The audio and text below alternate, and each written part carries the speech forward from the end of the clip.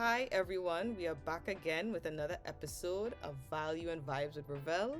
And always at the same time, as we always say, we are always about learning, we're about culture, growing, business, and we're all about the vibes, having guests from all over the world, interviewed right here in Toronto, and giving amazing exchanges for all of us to learn. So without further ado, I'm here to introduce one of my dearest friends from schoolhood to now sisterhood. I could say from it's a very amazing journey. Here is Shalizahr Belgrove. Shalizahr, thank you so much for coming on my show. Thank you so much for having me, She. It's always a pleasure to just see you bloom and radiate and all that you do. I'm super proud of you, and I'm happy that I get to be here. Well, I'm so glad, and without further ado, let's jump into it. I would love for you to tell my audience what is your career, what is your job, what do you do? Please share with us and give us all the good stuff about it. Okay, so I am a body soul therapist and the founder of Zahr Wellness. And as you know, we turn 10, can't believe it's 10 already. We turned 10 this year since registering as a sole proprietor here in Trinidad and Tobago. And Zahr Wellness is a Caribbean based holistic wellness practice that is established in 2016. And my work integrates somatic trauma informed therapy, spiritual guidance, indigenous wisdom to support people in healing trauma in the body and integrating the body with the soul while connecting to exactly who they were born to be at their core. I work primarily with high performers, creatives, multi hyphenates, entrepreneurs, people who carry a lot of responsibility and also have a deep desire to align with themselves and their creator.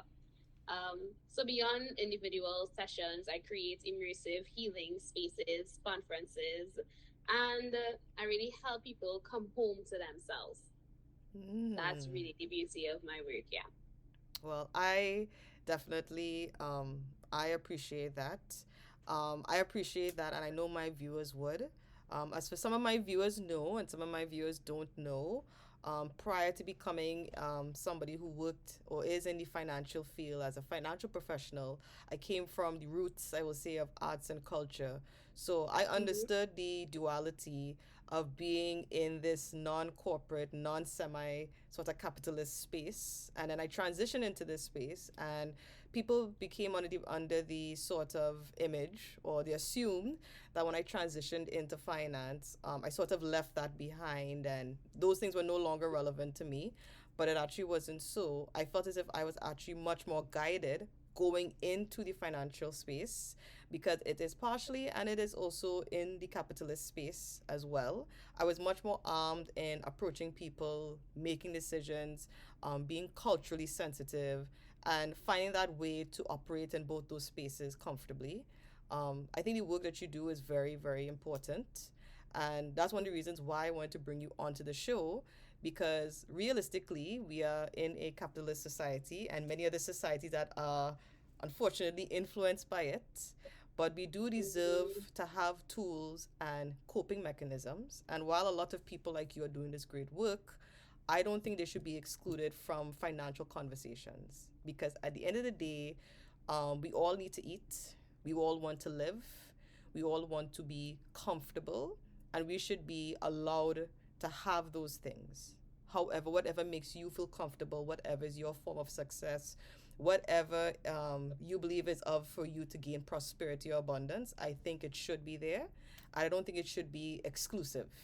So that's one of the reasons why I want to bring you on the show. So for my viewers who are not too familiar, because you were very, very clear in explaining, if you had to say what is one thing you'd want them to take away that Shalizahr does or Zahr Wellness does, if they had to summarize it in just one sentence, what is one thing that you do that they could say, okay, this is her job? Hmm. What I want to say in this season, I help you integrate your body and your soul because Mm. your body and your soul knows its way. Okay, so you pretty much you are helping those two things, and that's helping us navigate in the world and wherever we are in the world. So Obviously, that sounds like a lot and it sounds like a plateful. So, what are some of the things that about your career? Because you listed a lot of everything. What are some things do you think, or do you know for sure in your profession, people take for granted? Because I know we see on TV, for those who living in North America, you would have lived part of your life in North America the way I did from childhood to a certain age.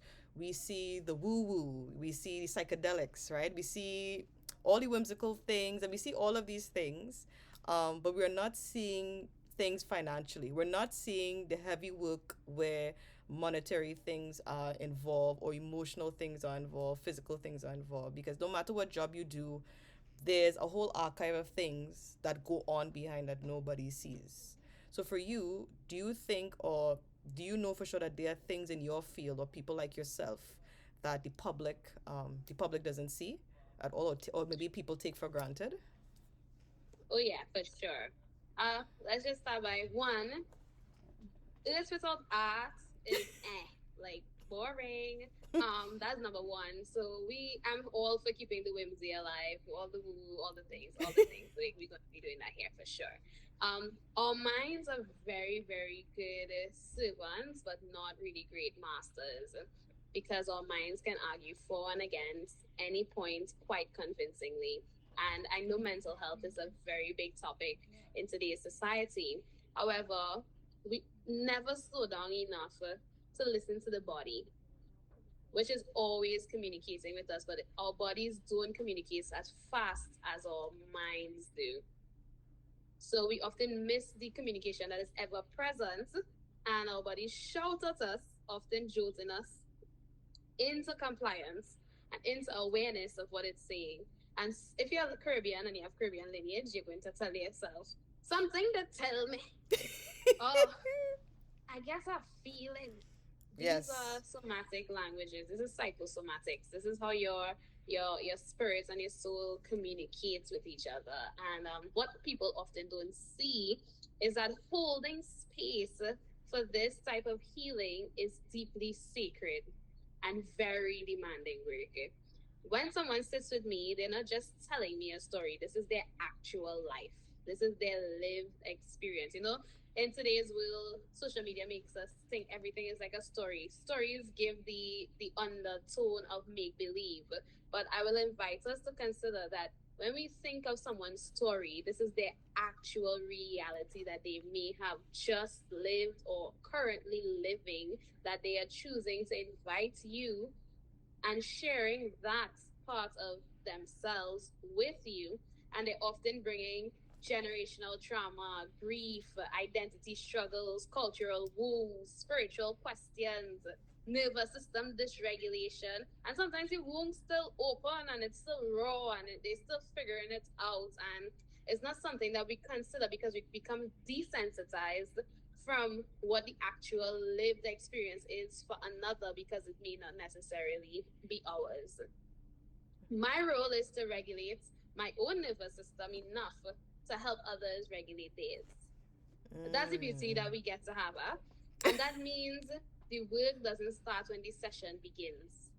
It requires a life of discipline, of spiritual grounding. I like to say spiritual hygiene and somatic maintenance, which is a modality that I would have created in my own journey.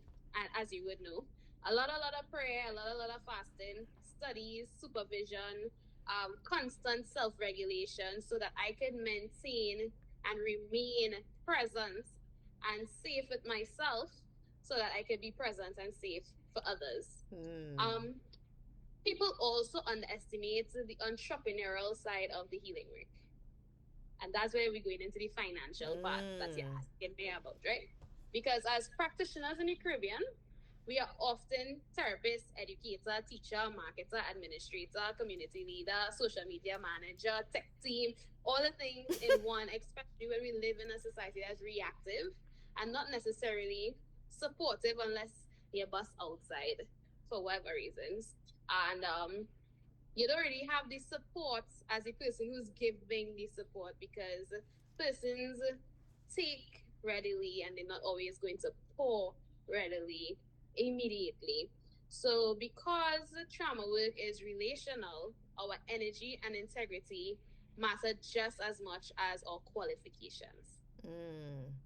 And what I find is so interesting, and my viewers know that I always love to share not only of myself, but I share these discussions that my peers and my friends, like you and I, will have, etc. And Mm-hmm. one of the things that I have noticed is that this conversation doesn't stay in the Caribbean. Even when Caribbean people are living in the North American space, the conversation expands because now we are not in the region, we are in a totally different region that, let's be frank, is almost 80 to 90 almost 80 to 90% responsible for what we would have encountered over there. So now that we're in the landmass here, that has been pretty much responsible for our reactions, I have found that even in the financial landscape, it's almost as if the eyes have sort of opened. And even from some of my own clients as well have shared with me that, we encountered these things in the Caribbean, we encountered that. But when I moved to Toronto, I got the full volume and I understand why we have the problems here. That we think that when we come here, the financial aspect gets better, the approach gets better. It's a new landscape.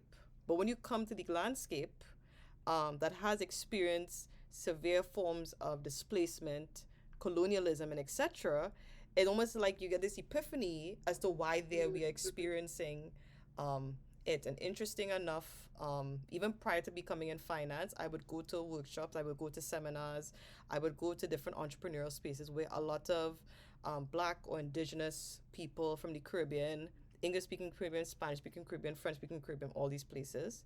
And it's almost as if when they're in North America, they feel as if the support gets smaller. Many of them feel as if the support is smaller in the Caribbean.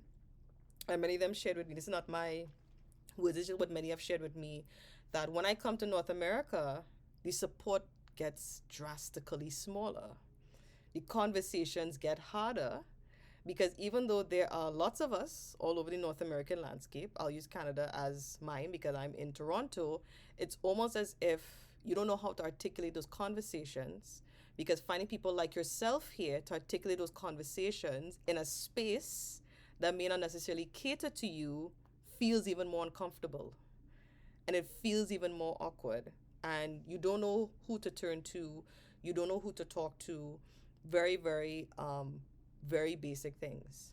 So I've had colleagues and classmates that shared that I didn't know, for example, you could apply for this benefit, but guess what, but because you are a Caribbean person, and especially if you are not white, the bank knows you are not going to get access to that information easily, even though it's very much public.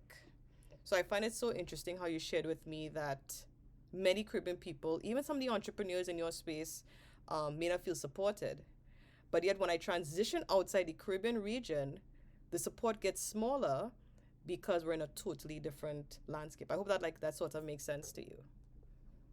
Yeah, for sure. And the thing is, it's not just geographical, you could be energetically ostracized, you could be isolated spiritually, just because persons are not able to relate or they have not yet reached a junction in their own evolutions that they may not be able or receptive to seeing another way or supporting somebody's part just as it is versus as they may want it to be. Yeah, absolutely agree. And I agree with what you even brought up, like you said, like just to relate. So I have clients that flat out told me that I'm comfortable speaking to you because you're a Caribbean person, because I've had very traumatizing negative experiences where I didn't want to go back to the bank. I didn't want to talk to this person. I didn't want to talk to that person because they made fun of how I spoke. They made fun of how I pronounce words. They made fun of I didn't understand what a currency exchange was. They made fun of the fact that I didn't even understand like what's a tax benefit or what is this. Very things that classified as minuscule and very small are the things that would overwhelm and embarrass people, right? And some of these institutions sometimes use that knowing very well that if there's nobody to talk to, then they might succumb to the bank. They might go to a bigger institution because they know that you're embarrassed, but at the same Mm-hmm. time, I'm the only source of information that you have. So this is why, like, Mm-hmm. even with my own clients, I tell them, don't get fear mongered by the media. Please talk to me, because I'm going to give you information that while it's 100% available, there's no gatekeeping. Sometimes that prejudice is definitely there. And it's not necessarily always a racial, ethnic prejudice, but it is a social class prejudice that happens sometimes. I am very fortunate to Mm-hmm. be supported by a lot of realtors who are Caribbean people, especially from Trinidad and Tobago, that create that safe space for people at their vulnerable moments. Clients might have had their vulnerable moments. They're not the best at articulating. They get emotional from 0 to 100%. Most of them are people who are from the Caribbean and Asia, and they create those safe spaces. And that is most important for me as a mortgage agent, making people make serious financial decisions. Because as you did say, people want that support, and if you are traumatized and you are desensitized, you may not make the best decisions, and you can be taken advantage of. You cannot make the best decisions because you're not in a position to. No, you're definitely not. So because of all of that you experience, and I'm pretty sure, like you said, that there are other Caribbean people as well, like you, even outside of the Mm-hmm. Caribbean, who are practicing these things. I know. Congratulations to the completion of your program up until this point. And I know you said you've had the amazing opportunity to work with a diversity of even other Caribbean people or islanders as well from different places. Um, I know you said like the financial part nobody talks about because they think if you're so whimsical and you're in the woo woo and you're taken care of, everything is fine. So, bringing on to my next question, what are financial pressures or maybe professional challenges regarding finance that right now would you say affect you? Well, thank you for acknowledging the program, and for those who just joined and don't know what we're talking about. I'm currently being trained in the first Caribbean cohort of Somatic Experiencing practitioner certification. It is a modality that was created by Dr. Peter Levine after studying animals and how their nervous system translates in spaces of trauma.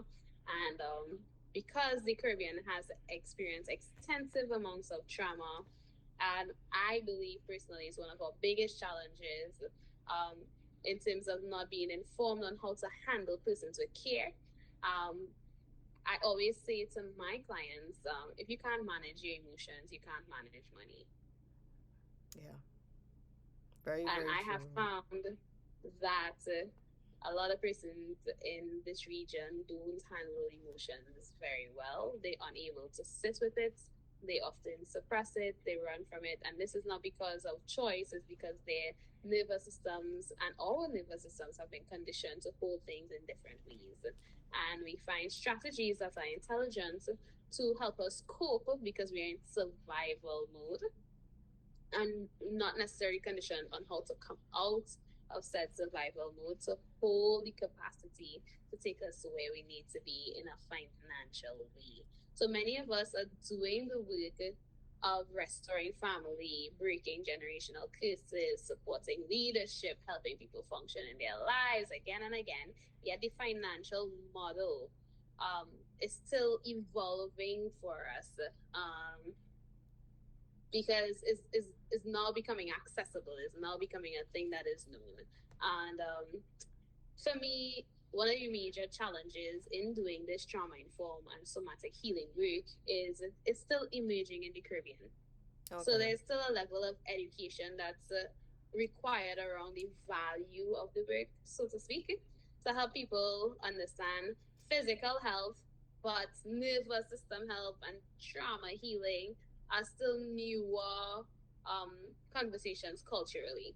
So another challenge is access to the advanced training and the certification and the Mm-hmm. price points that Mm. we would have to pay in terms of currency conversions because it's internationally priced, right? Yeah. And it's not Trinidad. We have a US shortage. We limited to 200 US a day right now at the bank, or a month in some institutions, right? 200 US is like no money for a program. No, which is, and actually 200 US is maybe a little bit under maybe $190 Canadian, and I know even Canadians as well.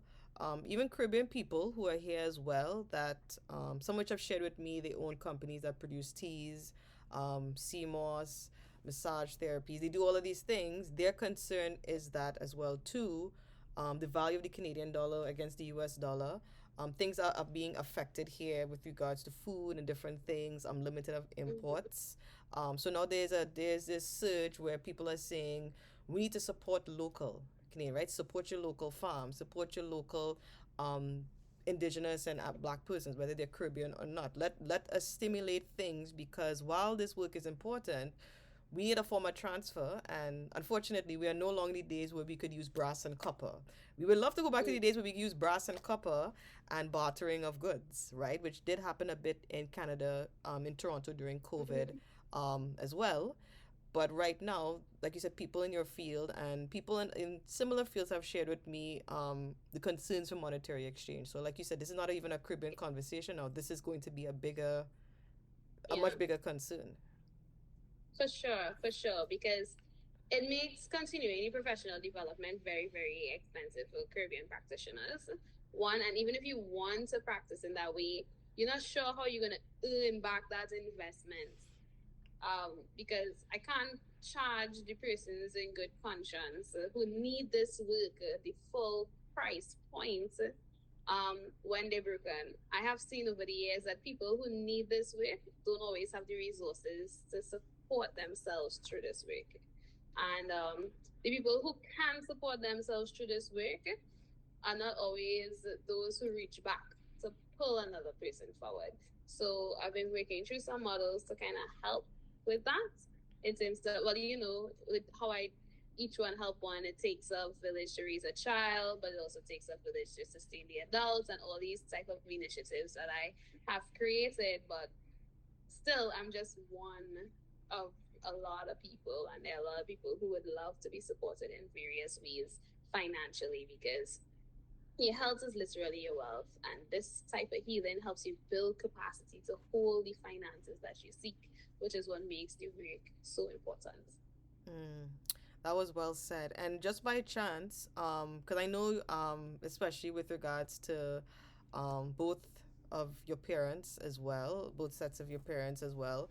I mean, I know this from since I was very young, meeting them very young. They were always very big on transnational communications, international communication. Like it's not just about you. You are one small person that you have knowledge, somebody has knowledge. There's a widespread, you know. I do Mm-hmm, remember mm-hmm, when your father, late Dr. Sterling Belgrove, said that he believed in the importance of other countries and continents connecting with each other, especially because everybody has something to contribute. Everybody has something, and the chain link doesn't stop with just you staying there, And I was very actually surprised. The first couple times I met him as a teenager, I was actually surprised. He spoke very highly about Canada as an indigenous landmass, and sometimes that maybe Canada sometimes underestimates the beauty and the power that they have. Not that they're better than their US counterpart, but in terms of cultural sustainability, even from a financial mm-hmm. perspective, Canada takes that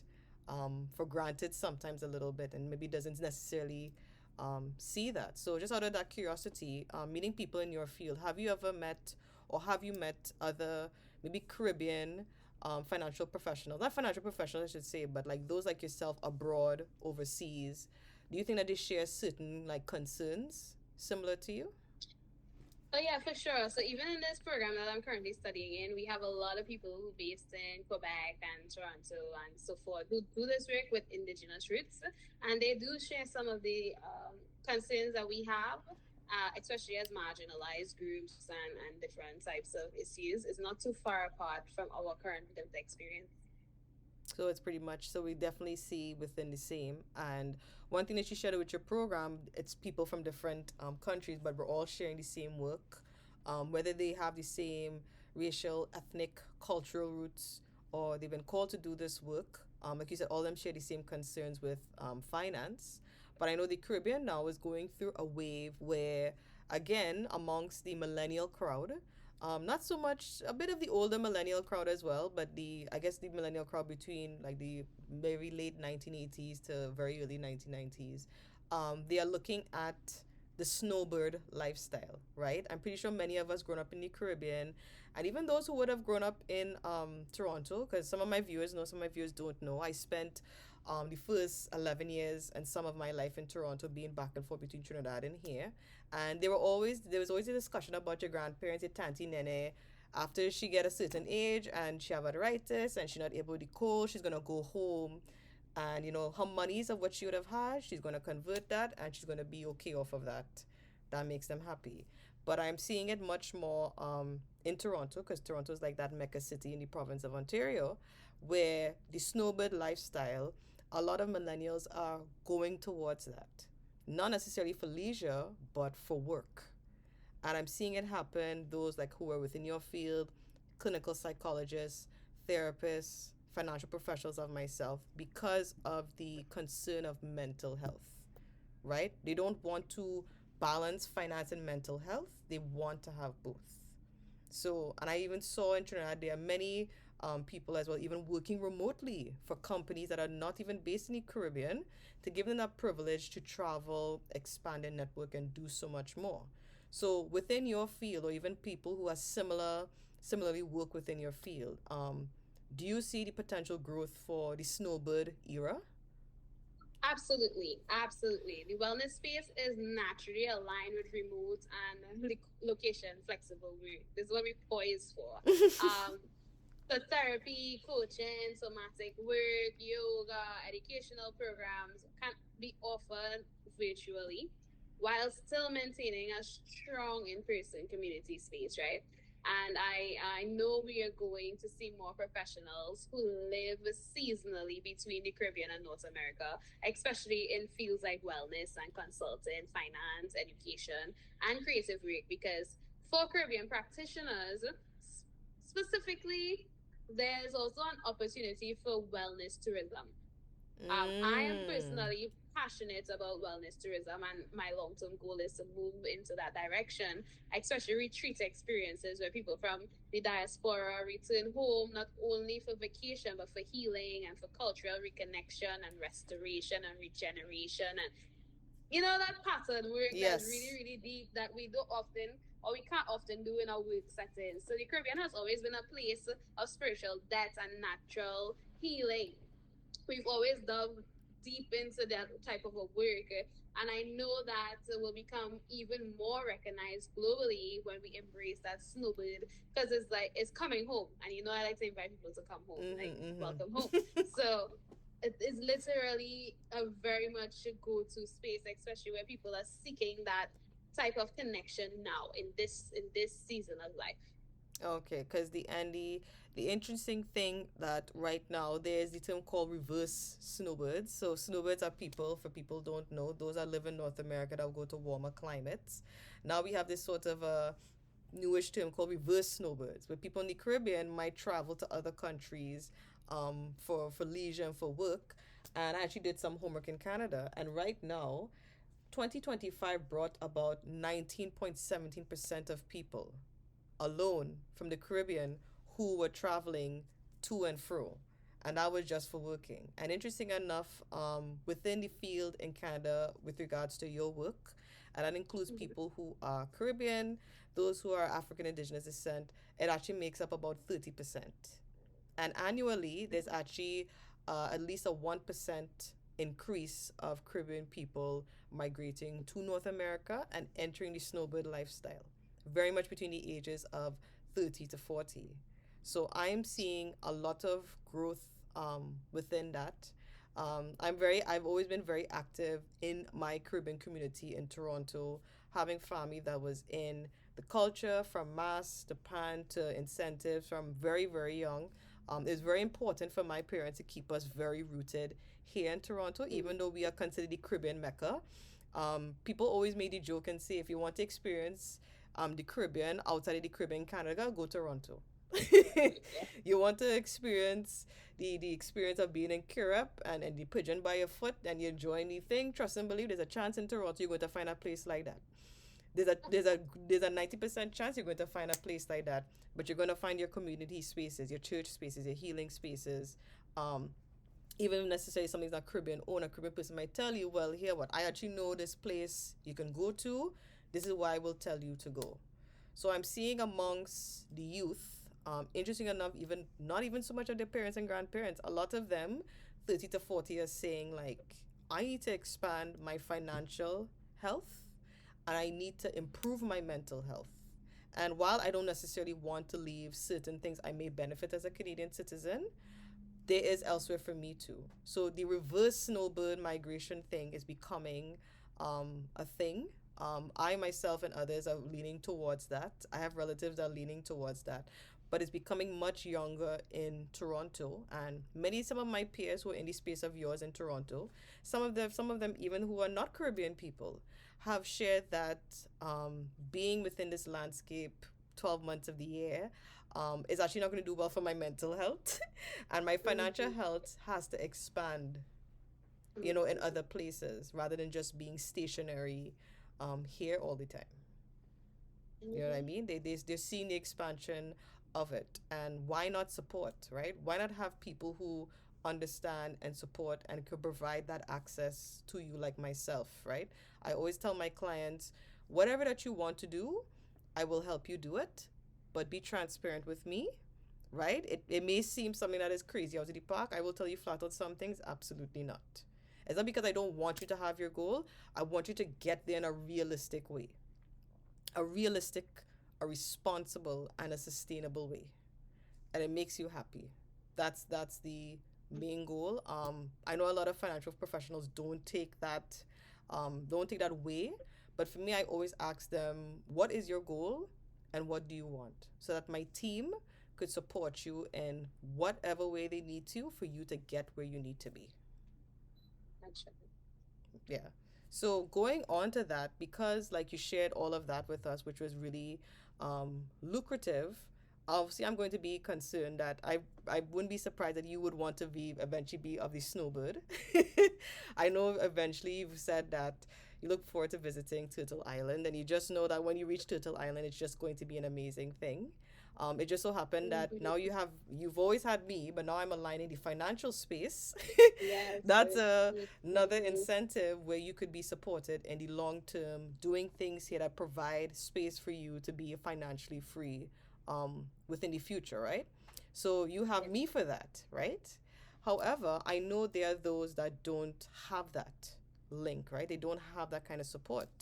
And because of that, it can impact your ability to work, right? It definitely can. So for you and others like yourself, like whether they're based in the Caribbean or they're out there, the diaspora, which you engage with, do you think that it's going to impact their ability to work? Or maybe people don't realize how it's going to affect them working? For sure. You see, financial stability creates space for creativity, research, innovation. And when practitioners are constantly worrying about survival or covering operational costs or just day to day expenses, it can limit the time and the energy you have to expand the work and to go deeper and to build long term solutions for our communities and villages, right? Online and offline. In healing professions, especially, emotional labor is super high. It's already high. And when financial pressure is added on top of that, it could lead to burnout Yes, and yes. has led to burnout. Oh, And oh yes. sometimes you're high functioning, so you don't realize that you're burnt out. No, no. And I remembered when You I know. came home in 2023 and it was impromptu and I came and I Mm-hmm. was just glad to be home because you were the first person I saw when I landed. And I remember your words to me were, you were like, you look scattered. And I'm like, was I not dressed properly? Like, no, you said I could tell that you took time to eat properly because I remember before I left, I got the herbs and stuff from you in the battle. But you said I could see your aura looks fried. You look fried. I could tell you look fried, and then everybody's making little jokes that I got pale. I got pale like vanilla ice cream, and wherever I wasn't looking as tanned and whatever, and all them fun jokes. And I remember like where we went out, and you were like, "Why are you rushing?" Because you see, I'm in an environment where it's consistently, I'm consistently rushing, I'm consistently giving answers, and chances are at least 3 times a week I'm getting irritated. At least 3 times I'm getting irritated. So like, and then of course that could impact your work and different things. So I read what you're saying. The brain drain and burnout. You know what I mean? So I, like you said, Mm-hmm. if the brain For drain, sure. you know what I And you mean? don't notice that your nervous system is being trained to be in that high functioning space. And it's amazing that you're saying that to me now because, especially now that I'm doing the training and I understand the language and the science behind why you were doing that. And I was just describing that to you many years ago intuitively. Like I could see that you needed to pause. Like you Yes. needed the somatic maintenance that we spoke about, and at the time you may not even have been aware until it was No. pointed out that you were functioning in a very, very anxious Yeah, way and with your environment. I must say that during the time of COVID, when you had these seminars and you had these webinars and things, and again, I remember you created this space where people could have paid in USD. I think I was the only Canadian person there. I think one other person was from Europe. So even when we transferred monies and stuff like that, I prioritized that while working and doing that. That was good for me. I remember you said you were surprised that the monies that some people paid, you were very You surprised pay at what you that can. such. And I Yeah. was so grateful. And I remember during a time where I gave you access to my student account for seminars and webinars and stuff like that. And for me, that wasn't anything for me because if you are not able to give somebody something financially for their work, you should give them something that is lucrative, like money. You should give them because work you should be rewarded for your work. If you can't at least Yeah. give the Equal physical energetic cash, exchange. at least if you can't Yeah, give somebody. equal energetic exchange is what I Yes. call it. Yeah, so I Yeah. remembered some of the webinars and stuff I sent, and I remember you were like, Shana, you understand what you sent to me? Now, for me, those were things I got access to as a student and researcher in the university. But you were like, Shana, if I had to pay for those things in Trinidad, you know how much that would cost? That would be so Mm-hmm. expensive. And I remember you said, certain things I was able to learn from the webinars, the conferences, the books, it was lucrative because I genuinely do believe in that. And I was working as a visual Mm-hmm. artist at that time. So I genuinely believe that even in times when you were not charging people, you should be rewarded. Something should be given, at least. You know what I mean? That you could use and you could implement in another monetary way, another way, at least something along those lines. But would you say the financial concerns are building a little bit with like people like you? I mean, like not having that kind of support, not having the resources, the access, you know, affecting their performance. Do you think that's still something that is going to be of a growing concern?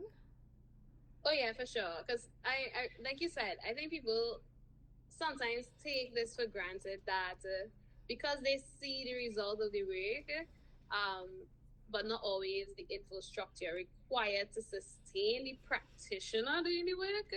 That like here, if I'll stick up in there. Here people tell you you're not supposed to charge for your gift.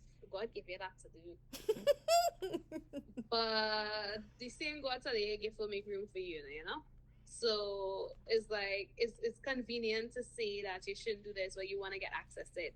But yes, I'm gifted, but I cultivated said gift. I went to school. You went to the doctor. Oh well, you shouldn't charge me for your visits because you're a healer and you're obligated to take care of people's lives. Like they have a fee you pay to see a doctor. Like and then they give you a prescription and you pay for the prescription.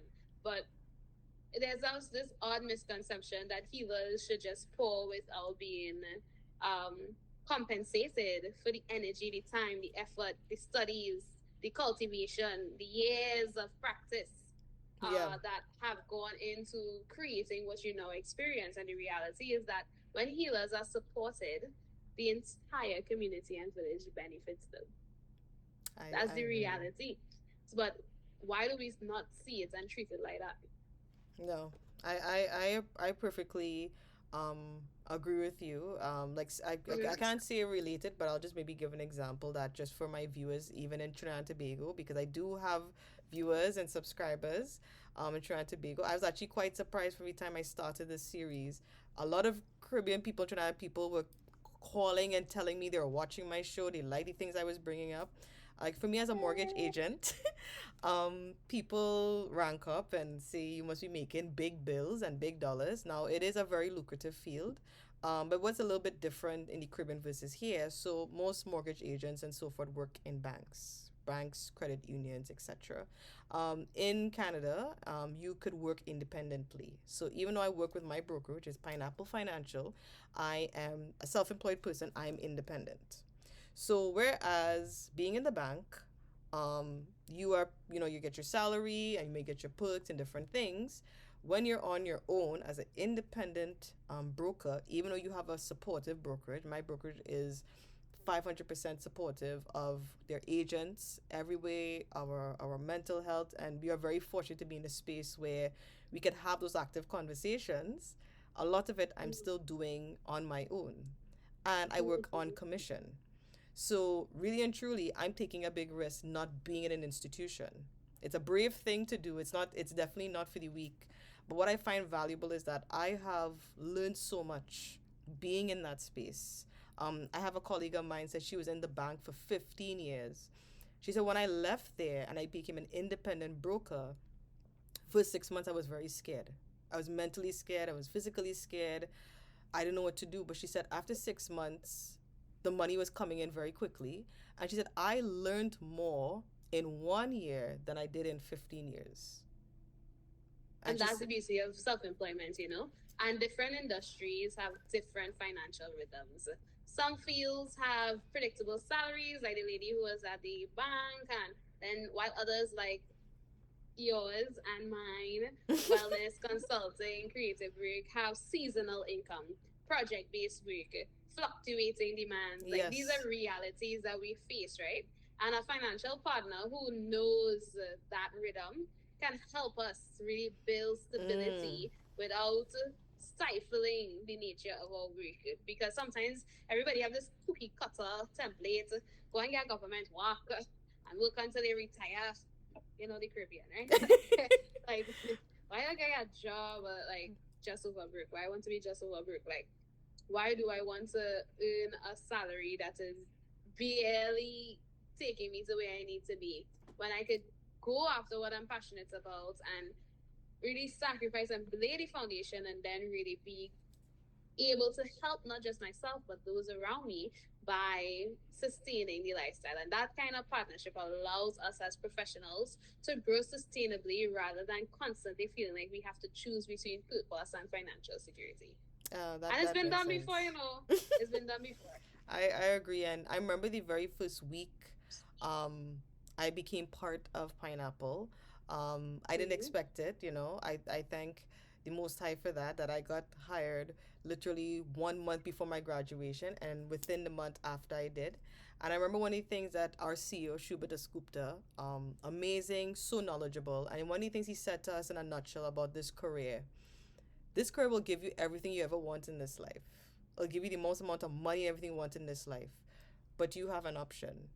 You can allow that to take you so far that you lose yourself. Or you can decide to allow it to continue sustaining you because you want to be in the service of helping people. And if you think you're not equipped or you don't want to help people, and it's about the money, he said, as that money comes in, you're going to find yourself changing. So you have to decide. And if you're not in the space of helping people make genuinely hard decisions, even when you're not at your best, this career is not for you. So you have to decide. And at that moment, it wasn't like for me I would ever be in the business just for making money. Of course, you want to make money and all of that, but it sort of saw from being in research, Pan Africanism, to being in the arts, to now being in this. My work has consisted of helping people, servicing and helping people, even when they're at the lowest points, even when they're not ready to buy a house, even when they're not ready to have these difficult conversations.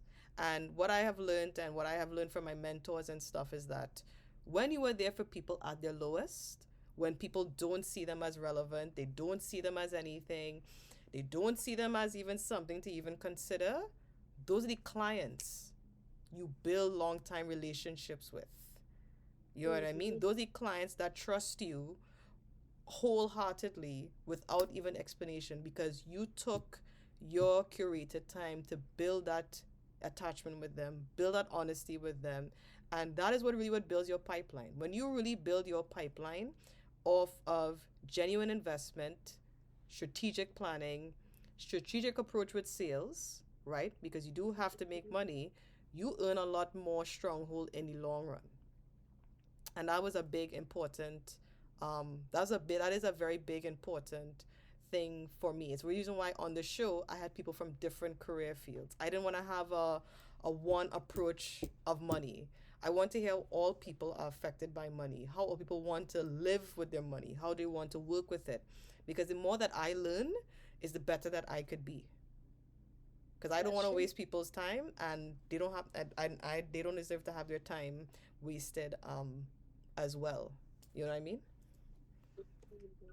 Yeah. So definitely like going on to that.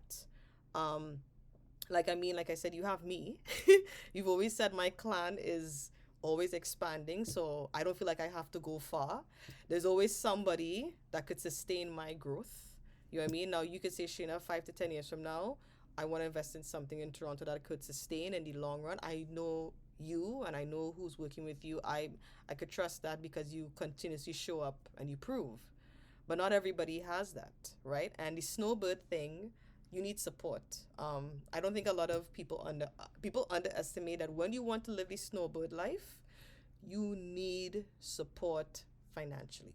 You need to be aware in every single way because you're working hard for your dollars and your cents. And you know, you have me, many others have me, people like Cheyenne, and many others are fortunate to have me, so they feel safe with that. But I know others don't necessarily feel safe making those moves into the North American landscape. So would you say that many Caribbean people like you're in the steps of early stages of planning. I want to give away to your viewers, but you're in your early stages of expanding your wellness tourism in the Canadian landscape and going onward. Do you think that other Caribbean people who want to live the snowbird lifestyle for leisure and finance and to improve their finances, do you think that they would appreciate the support? You know, especially in this new digital era that we're in? Wow. Finally choking. Oh God. Oh I God. hope Oh you're all wow. right. It's just only phone started ringing in the question. I was like, wait, what? Anyway. In terms of Caribbean people like yourself who want to expand in the snowbird migration market or reverse snowbirds, because you Mm-hmm. want to expand yourself in Canada and you want to expand yourself in the places, and you're supported by me, so you know you actually have realistic goals and stability, and concrete people going to tell you exactly what to do. Do you think that other Caribbean people right now approaching this lifestyle with real estate, finance, and so forth in Canada transitioning, do you think that they would feel much more supported? They would, you know, to have somebody who understands them, not only within your field, because your field needs a lot of support, but even like others with respect and similarly in your field. Do you think that they would appreciate people like myself to give them that support and leverage? Um, if they will appreciate, I don't know. It should be mandatory. Yeah. It should be Because mandatory. you see, you don't know what you don't know till you know it. And we were fortunate. We were no dates. And Yes. we had people like Miss Taylor and Miss LePay and Miss Fernando and Mr. Bowman and all the people that we had who nurtured us, and who really taught us the difference between being an employee and being an owner And and what networking. that looks like. Um, for us, we did life skills. We had Miss Jabatiste, who used to go all the way in. We had Miss Alaha. We had Miss Guzman, who really shaped us. So I feel as though we poised in a very unique way for a world that didn't yet exist because Dr. Woodruff really drove that home for us. Um, Yes. of being kingdom people and for the new world that's coming, and we didn't really fit in the world that exists, to be honest. And as we see that world discombobulate, we get to see where we fit and how we fit, and um, the importance of the work and the foundation that has been laid for us. and now we're positioned to help others find that structure. Um, I would say, in terms of needing a financial person, a lot of people who wealthy have a financial person. A lot of persons who not exposed to wealth never thought it as a priority to have a Mm, financial person. So I will invite persons rather, as they listen to us here this at any whatever time they're listening to the podcast, to find a way to have a sit down with you.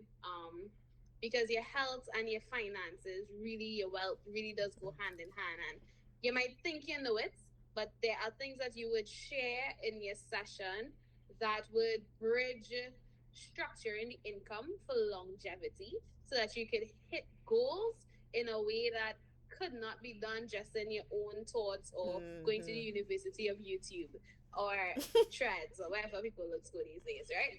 But many practitioners need support around things like cross border financial planning, managing international payments and currencies, especially at a time where entrepreneurs have hard times locally getting access to US accounts or Mm-hmm. international accounts and credit cards. And what are the ways that we navigate and bridge those kind of gaps and structuring businesses in ways that supports the mobility even in the planning, in the blueprint stage, and how to build long-term financial resilience while running purpose-driven work. And you know what I've And let me noticed? And you know what I've noticed too, and I like how you brought up that point, that for me, what I've noticed that even if a person is financially knowledgeable, if you are not financially knowledgeable about the country you're going to, you will be lost. You will be lost. So like you are very much good with finances and stuff, but transitioning to Canada, like I remember you were sharing with a peer, the first person I need to talk to is Shayna because I'm entering a space I don't know at mm-hmm, all. So, I mean, growing in concerns, for many Caribbean people who are going to snowbird, make, real estate investments in Canada, I am very much free and open to giving that support in every way because you could be mm-hmm, financially capable, you could be financially stable, know all these things. But if you're entering into a landscape that you don't know, I would never want people to be vulnerable because you could be mm-hmm, taken advantage of, and I could help with my team to support you, whether it's purchasing a bungalow in Toronto, whether it's purchasing um, a townhouse that you may rent out. You may use it for seasonal migration, where you're there for 6 months of the year and the other 6 months it's rented. You may want to have it as a 10 years down the road that when I'm working in Toronto, I have something that is affordable. Like right now, there are places in Toronto that literally are equivalent to maybe like 6 million TT, all everything. And when I share that with people in Trinidad, they're like, "That is crazy. You tell me I could get something for under, it's way under $10 million TT, where I could get a great investment of return per month that will equate to mm-hmm, more than the real estate." And mm-hmm. there are loopholes that there are legal loopholes that are perfectly legal. That even though there's a foreign ban in Canada right now, there are exceptions to the rules. But if you don't know, if I'm not sharing these things and you don't know, how would you know? Yeah, you don't know what you don't know. You don't know. You And don't know. then another area that's often underestimated is how emotionally invested people are in their work. So there's no one to let it be and try a new avenue, because purpose-driven professionals often underprice and overextend. So Mm. having someone who understands the numbers and the mission can be very, very helpful. And that's my last point for why I would say working with you would be top Okay. tier. We work. So it is definitely top tier working with me. So if you're transitioning to Toronto, you're transitioning to Canada, and you need that support, Shayna is your person to go to.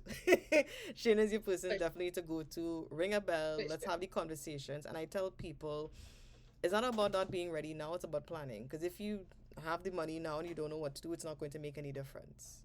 So I have That's some true. people that I've met in Trinidad. I said, you want to, I actually have clients in Trinidad where they said we actually started planning with them from since last year, like September. So they know Mm-hmm. 5 years from now how they're ending up here, how they're getting the real estate here.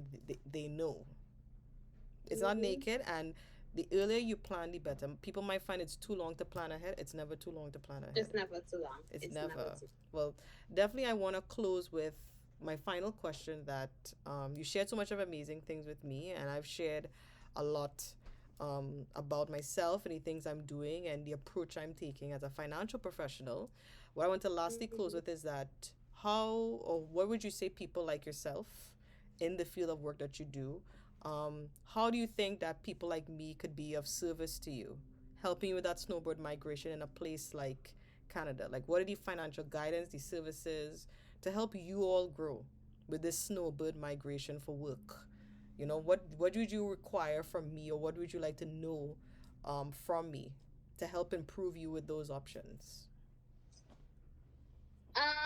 I think professionals like myself in the wellness, therapy, creative industries would benefit from people like you, financial partners, who really know the entrepreneurial income structures, Okay.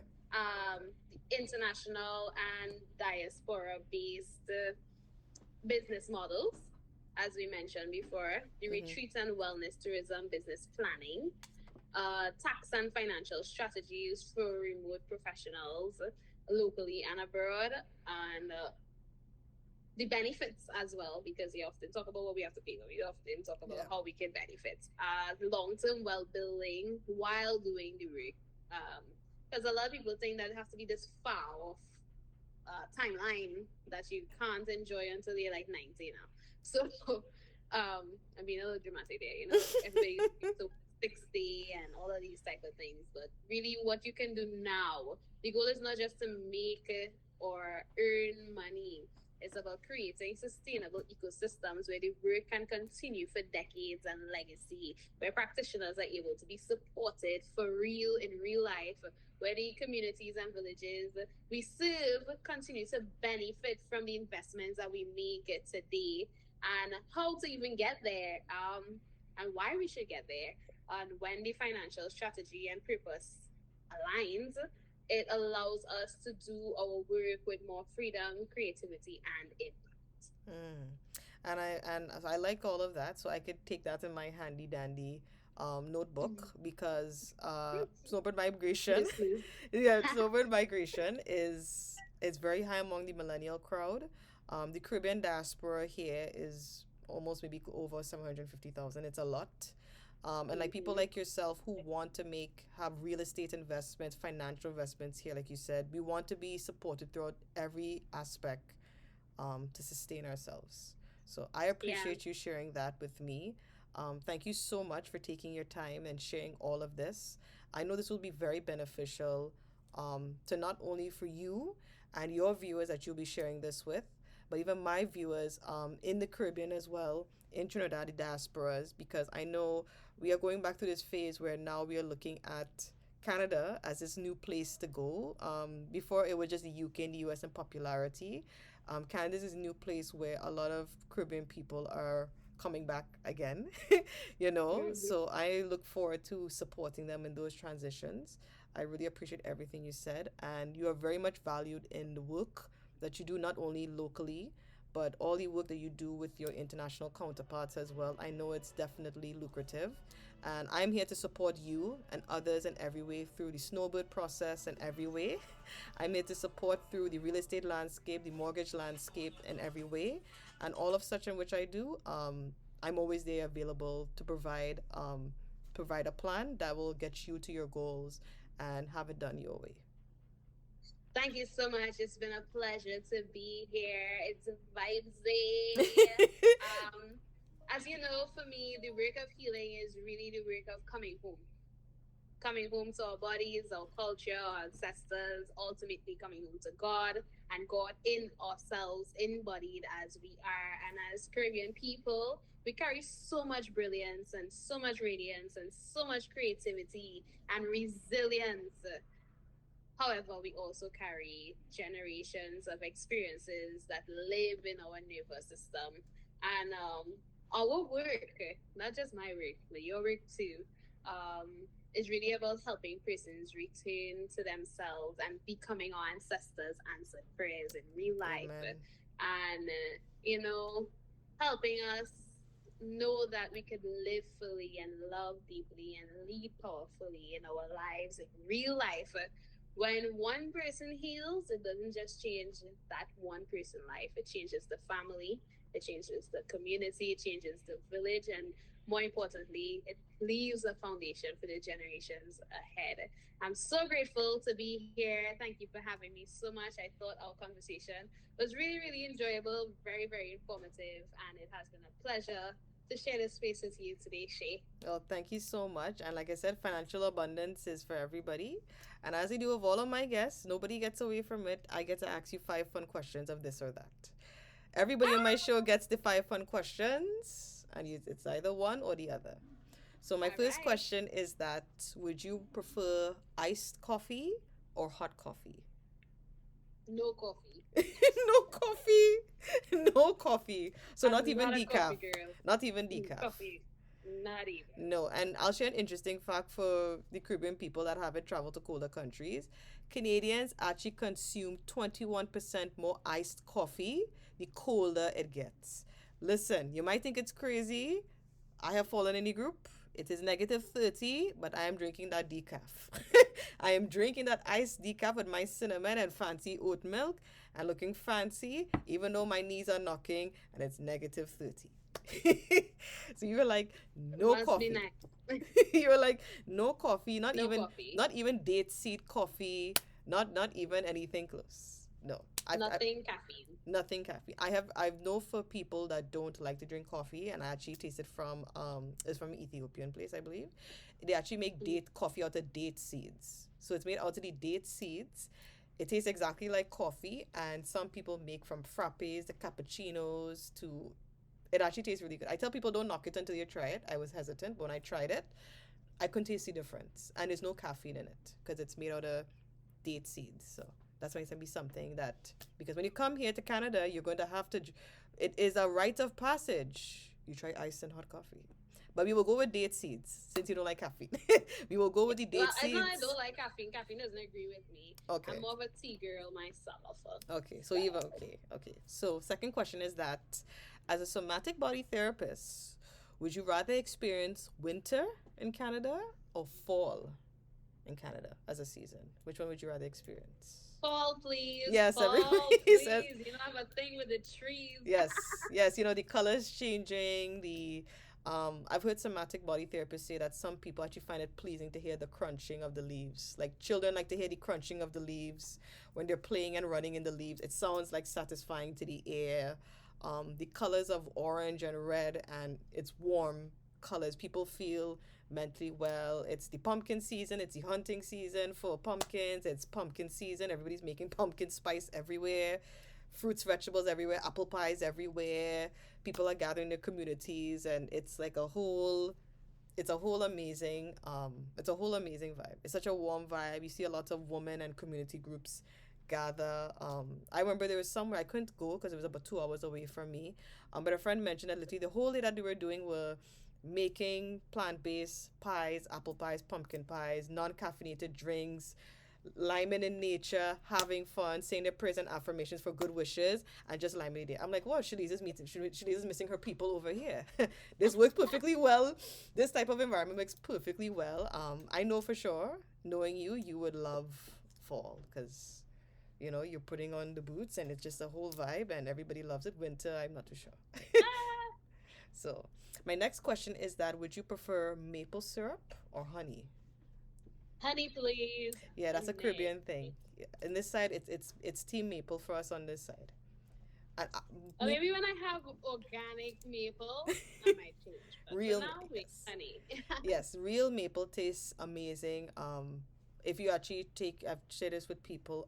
I've had I've had some friends of mine and stuff that when they've tasted real maple syrup, they're like, people have no idea what they're missing because it's coming from the tree sap and it's very expensive, but the process that is taken to clean it and everything, it has such a rich taste, a rich taste. So I like honey, but I think because how I spent part of my life up here and I tasted real maple syrup that tastes so good and everything, I think that's why I just probably prefer maple syrup probably a little bit more.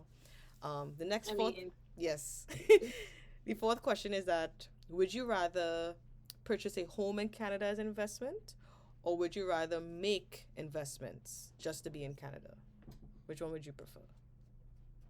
When you say make investments, what do you mean? So there's some people in Canada that they prefer to make financial investments through stocks, through bonds, through different things. They don't want real estate. They just want to make those investments where they get great returns and they could do whatever they want. Work remotely, live here, they could do whatever they want. Some people prefer to purchase a home, like purchase actual real estate, and they're able to use it as they want and monetize it as they want. Nah, I think purchasing real estate might be my jam because just because I'm a wellness girly and I might be like, hey, we have an retreat in Canada, come stay at the house. Yes, and I know somewhere like you would love the spacious areas, which are spacious and it's amazing. And you could probably look behind your house and see Bambi and his friends just pop out of nowhere. Um, About that. Okay. some people love it. A family friend of mine lives in a space where it literally looks like where probably Peter Pan would be. It's beautiful, it's clean, it's large. Ever so often, Bambi and his friends come out once in a while and go back in their spaces. And This is not bears. no, well, yeah, we're not doing the bears. Right now it's kind of coyote season in Toronto. Coyotes, this is their mating season, so some of us are very careful. Alvin and his chipmunks haven't come out as yet in the woodworks, so you're just seeing the one or two little ones coming out. The little reindeer ever so often coming out. They're gentle, but that's the kind of the season we're in right now. And my last question is soursop or pineapple. Now, mind you, the brokerage I work for is pineapple, and they are pineapple lovers. So, which do you prefer? Was that pressure to answer?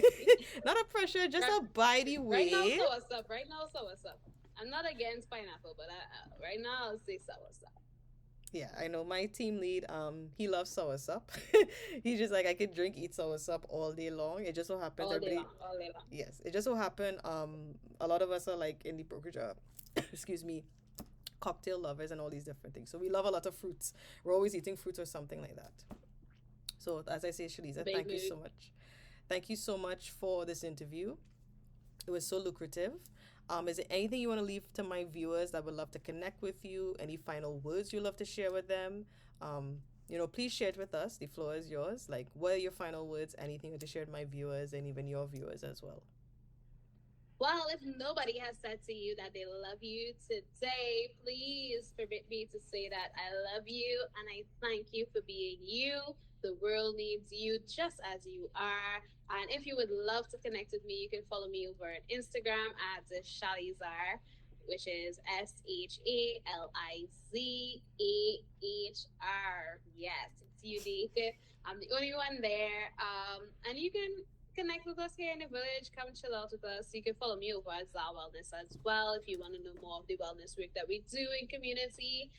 You could actually know how you can reach me, and we cross pollinate a lot when we collaborate. So there'll always be opportunities for you to get to see me again. I look forward to hearing what you guys think about what we shared today, and I just would love for you to position yourself to be self-sustainable in a time where we're seeing so many of the old systems and structures discombobulate.